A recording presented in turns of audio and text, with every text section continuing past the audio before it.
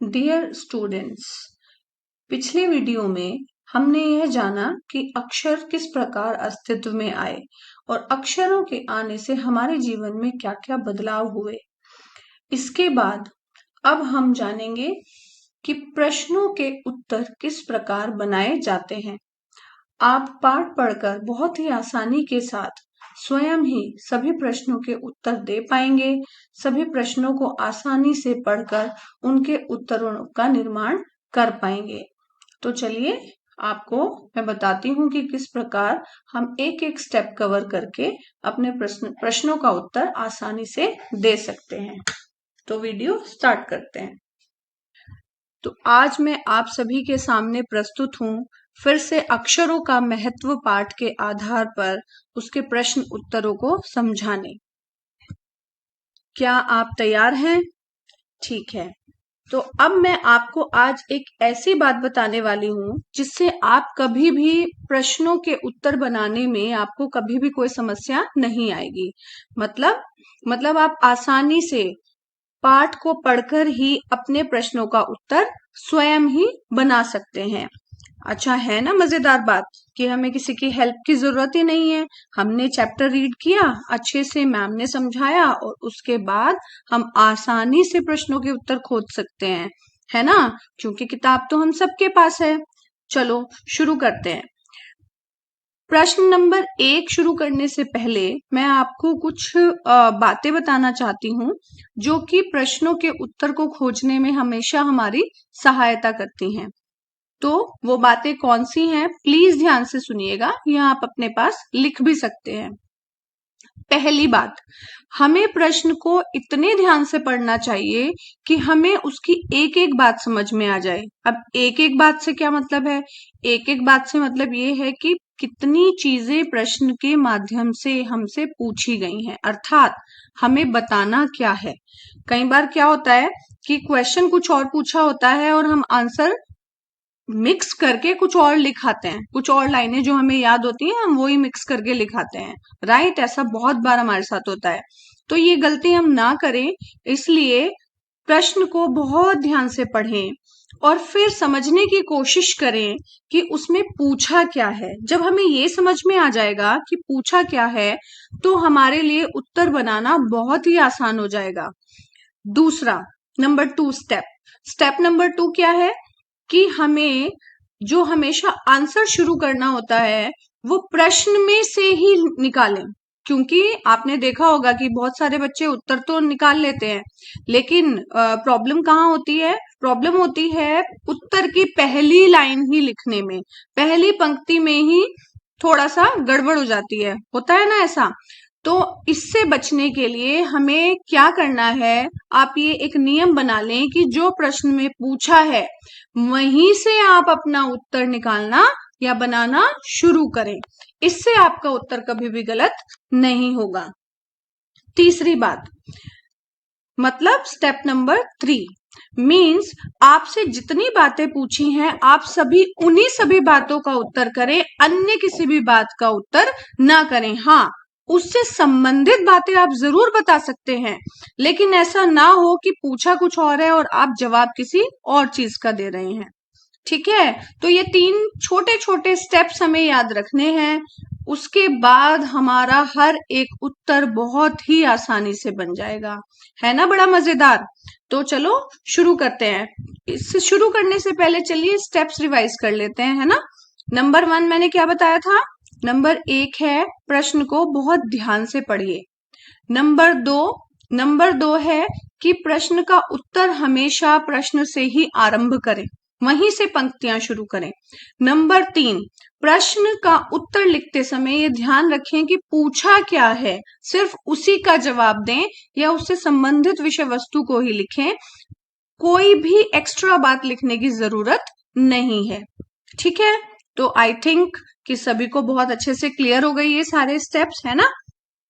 चलिए, तो मैं आपको अब प्रश्न नंबर 1 की तरफ ले चलती हूँ, तो आपको इससे पता चलेगा कि हम उत्तर कैसे बनाते हैं। अब देखिए, ये पाठ है अक्षरों का महत्व, पेज नंबर 31। इसमें निबंध से पहला प्रश्न। अब मैं प्रश्न रीड करती हूँ, आप ध्यान से सुनिएगा। पाठ में ऐसा क्यों कहा गया है कि अक्षरों के साथ एक नए युग की शुरुआत हुई? अब देखो, हमसे पूछा है कि पाठ में ऐसा क्यों कहा गया है, यानी हमें जो एक्स्ट्रा नॉलेज है वो ऐड नहीं करनी। हमें बताना है कि पाठ के आधार पर जितनी भी चीजें हमने पाठ के द्वारा सीखी हैं, पढ़ी हैं, कि अक्षरों के साथ एक नए युग की, अर्थात जब से अक्षर शुरू हुए या जब से अक्षर अस्तित्व में आए, तो एक नया युग, अर्थात नया युग मतलब हमारे जीवन में, मानव जीवन में क्या क्या बदलाव आए उसके आने से, उसके बारे में बात की गई है। प्रश्न पूछा गया है कि पाठ में ऐसा क्यों कहा गया है कि अक्षरों के साथ एक नए युग की शुरुआत हुई। ठीक है, तो अक्षरों के साथ एक नए युग का आरंभ हुआ, या आप यहां से भी आरंभ कर सकते हैं कि पाठ में ऐसा इसलिए कहा गया है कि अक्षरों के साथ ही एक नए युग का आरंभ हुआ या शुरुआत हुई, क्योंकि तभी से मनुष्य अपने हिसाब किताब को लिखकर रखने लगा और उसे सभ्य भी कहा जाने लगा। सभ्य मतलब उसे चीजों के बारे में जानकारी होने लगी, वह सभी चीजों को व्यवस्थित रूप से रखने लगा, सभी से तरीके से बात करने लगा, तो इसीलिए मनुष्य को सभ्य भी कहा जाने लगा। अब आदमी ने जब से लिखना आरंभ किया, अर्थात अपने हिसाब किताब को लिखा, उसी को क्या कहते हैं? इतिहास। क्योंकि हम कैसे पढ़ते हैं सारी चीजों को? लिखी हुई चीजें ये पीछे से हमें मिली है ना, बहुत पहले से ये चलती आ रही हैं, तो इसीलिए इतिहास का भी आरंभ हुआ। और क्या थर्ड स्टेप क्या होगा कि एक पीढ़ी ने जो बातें दूसरी पीढ़ी को अपने विचार बताए, मतलब आपके जो मम्मी पापा हैं, दादा दादी हैं, नाना नानी हैं, आपके टीचर्स हैं, वो सभी आपको कुछ बात बताते हैं। अब आपके पास ये इंफॉर्मेशन आ गई, अब आप आगे इसको पास ऑन करेंगे, है ना। इसको कहते हैं कि एक पीढ़ी से दूसरी पीढ़ी में विचारों का आदान प्रदान होना या जाना। तो ये किसके माध्यम से संभव हुआ? ये भी अक्षरों के माध्यम से ही संभव हुआ। तो इसी के साथ जो हमारा विकास है उसकी गति अत्यधिक तेज हो गई। इस प्रकार एक नए युग की शुरुआत हुई। ठीक है, तो ये हमारे स्टेप्स बन गए इस प्रश्न नंबर 1 के।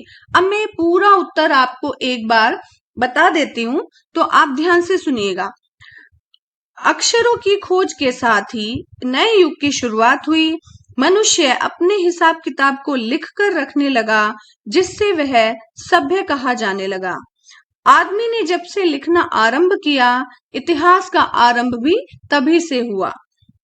एक पीढ़ी के विचार दूसरी पीढ़ी तक पहुंचने लगे, इसी के साथ विकास की गति तेज हो गई। इस प्रकार एक नए युग की शुरुआत हुई। तो है ना आसान? हमने देखा कि हमने कितनी आसानी से प्रश्न नंबर 1 का उत्तर खोज लिया, है ना। तो ये बहुत ही आसान है, अगर आप स्टेप्स को याद रखेंगे और पाठ ध्यान पूर्वक पढ़ेंगे तो कोई मुश्किल नहीं है किसी भी प्रश्न का उत्तर बनाना। ठीक है, तो चलिए चलते हैं प्रश्न नंबर 2 की तरफ। क्वेश्चन नंबर 2, अक्षरों की खोज का सिलसिला कब और कैसे शुरू हुआ? पाठ पढ़कर उत्तर लिखो। मतलब इसमें हमें 2 चीजें बतानी है। क्या? पहली है कब शुरू हुआ, दूसरी है कैसे शुरू हुआ। और ये किसके माध्यम से बतानी है? इस पाठ के माध्यम से। अब हमने पाठ तो पढ़ा हुआ है अपना, तो अब इसमें सबसे पहले हम उत्तर खोजेंगे कब शुरू हुआ। तो आपके पाठ में ये लाइन दी हुई है कि अक्षरों की खोज का सिलसिला लगभग 6000 वर्ष पूर्व शुरू हुआ। कब? 6000 वर्ष पूर्व। ठीक है, अब हमें कब का तो उत्तर मिल गया, लेकिन अब हमारे पास क्या बचा हुआ है? कैसे, अर्थात अभी हमारा आंसर कंप्लीट नहीं हुआ है। ठीक है, तो इससे कैसे शुरू हुआ? तो इसमें स्टेप्स हैं। सबसे पहले जो व्यक्ति था या मनुष्य, वो चित्रों के द्वारा अपने भावों को व्यक्त करता था, जिसमें पशु पक्षी, आदमियों आदि के चित्र सम्मिलित होते थे। बाद में, यानी सेकंड नंबर पे, बाद में उसने भाव संकेतों का सहारा लेना शुरू किया या भाव संकेतों के माध्यम से उसने अपने विचार व्यक्त करने आरंभ किए। और सबसे अंत में, क्योंकि क्या पूछा है, अक्षरों की खोज पूछी है, तो अक्षरों की खोज पूछी है तो हम बताएंगे सबसे अंत में अक्षरों की खोज हुई या अक्षर अस्तित्व में आए। आपका उत्तर इस प्रकार होगा, अक्षरों की खोज का सिलसिला लगभग 6000 वर्ष पहले शुरू हुआ। इससे पहले व्यक्ति अपने विचारों को चित्रों के माध्यम से व्यक्त करता था, जिसमें पशु पक्षियों, आदमियों आदि के चित्र सम्मिलित थे। इसके बाद भाव संकेतों का आरंभ हुआ, अर्थात व्यक्ति ने भाव संकेतों के माध्यम से अपने विचारों को व्यक्त करना आरंभ किया और अंत में अक्षर जो है वह अस्तित्व में आए या अक्षरों की खोज हुई। यहाँ आपका उत्तर समाप्त हो जाता है। ठीक है, तो है ना आसान, हमने 2 प्रश्नों के उत्तर खोज निकाले। अब हम तीसरे प्रश्न की तरफ चलते हैं। तीसरा प्रश्न है, अक्षरों के ज्ञान से पहले मनुष्य अपनी बात को दूर दराज के इलाकों तक पहुंचाने के लिए किन किन माध्यमों का, माध्यम मतलब साधन, क्या क्या उसके पास उस समय पर ऑप्शंस थे, ठीक है, किन किन माध्यमों का सहारा लिया करता था, तो हमें इसके विषय में बताना है। तो अब हम फिर से वहीं से फिर स्टेप नंबर 2, हमने क्वेश्चन को ध्यान से पढ़ा, पहला स्टेप नंबर 2 कि हम अपने जो आंसर हैं वो प्रश्न से ही शुरू करेंगे। ठीक है, तो हम यहीं से शुरू करते हैं कि मनुष्य अपनी बात को दूर दराज के इलाकों तक पहुंचाने के लिए कब, अक्षरों के ज्ञान से पहले, अक्षरों के ज्ञान से पहले मनुष्य अपनी बात को दूर दराज के इलाकों तक पहुंचाने के लिए चित्रों का सहारा लिया करता था। हमने अभी प्रश्न नंबर 2 में भी ये पढ़ा है ना, उत्तर लिखा है जो कि चित्र के माध्यम का सहारा लेता था। तो यहाँ भी क्योंकि शुरुआत में वो वही करता था, तो चित्रों का सहारा लिया करता था। वह पशु पक्षियों, आदमियों और अन्य वस्तुओं के चित्र बनाकर अपनी बात दूर दराज के इलाकों तक पहुंचाया करता था। बाद में इन चित्रों ने भाव संकेतों का रूप ले लिया, यानी भाव संकेतों के माध्यम से वह अपनी बात एक दूसरे को समझाने लगे और मनुष्य इसके माध्यम से अपनी बात दूर दराज के इलाकों तक पहुंचाने लगा। ठीक है, अब आपके दिमाग में आ रहा होगा कि हमने अक्षरों की बात क्यों नहीं की। अब देखिए, मैंने आपको बोला था कि प्रश्न ध्यान से पढ़ना है, तो देखो यहाँ लिखा है कि अक्षरों के ज्ञान से पहले, तो अर्थात इस उत्तर में, प्रश्न 3 के उत्तर में हमें अक्षरों को इंक्लूड, सम्मिलित नहीं करना है। राइट, तो हम चित्रों की बात करेंगे और भाव की बात करेंगे। तो हमारा उत्तर किस प्रकार से बनेगा, हमारा उत्तर कुछ इस प्रकार से बनेगा, मनुष्य अक्षरों की खोज करने से पूर्व अपने संदेशों को दूर दराज के इलाकों तक पहुंचाने के लिए चित्रों का सहारा लेता था। वह पशु पक्षियों, आदमियों तथा अन्य वस्तुओं के चित्र बनाकर अपनी बात दूर दूर के इलाकों में पहुंचाता था। बाद में इन चित्रों ने भाव संकेतों का रूप ले लिया और मनुष्य इनके माध्यम से ही अपनी बात दूर दूर तक या दूर दराज के इलाकों तक पहुंचाने लगा। तो हमारे 3 प्रश्न हो चुके हैं जो निबंध के माध्यम से हैं, निबंध से लिए गए हैं, है ना। तो इन प्रश्नों के बाद हमारे कुछ प्रश्न आते हैं जो है निबंध से आगे, ये हम नेक्स्ट वीडियो में मैं इनको कवर करूंगी। तो आप मेरे इस वीडियो को देखकर एक बार सारे प्रश्नों के उत्तर स्वयं लिखने की कोशिश करें, खुद लिखने की कोशिश करें, क्योंकि हिंदी एक ऐसा विषय है कि जब तक हम पढ़कर खुद उसको लिखते नहीं है तब तक वो हमें खाली पढ़ने से नहीं आता। क्यों? क्योंकि मात्राओं की गलतियां होती हैं, है ना। और जब आप अपना आंसर फ्रेम करेंगे तो इन 3 स्टेप्स को जरूर याद रखें।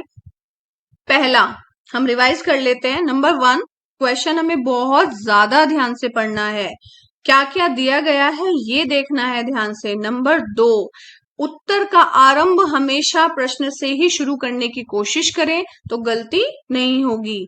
नंबर 3, जो भी प्रश्न में पूछा है उसी के बारे में बताएं या उससे संबंधित ही जानकारी देने का प्रयास करें। अन्य चीजों के बारे में बताने की आवश्यकता बिल्कुल भी नहीं है। और वाक्यों को थोड़ा सा अच्छे से फ्रेम करने की कोशिश करें, मतलब वाक्य छोटे और सटीक बनाने की कोशिश करें। ठीक है, चलिए, थैंक यू।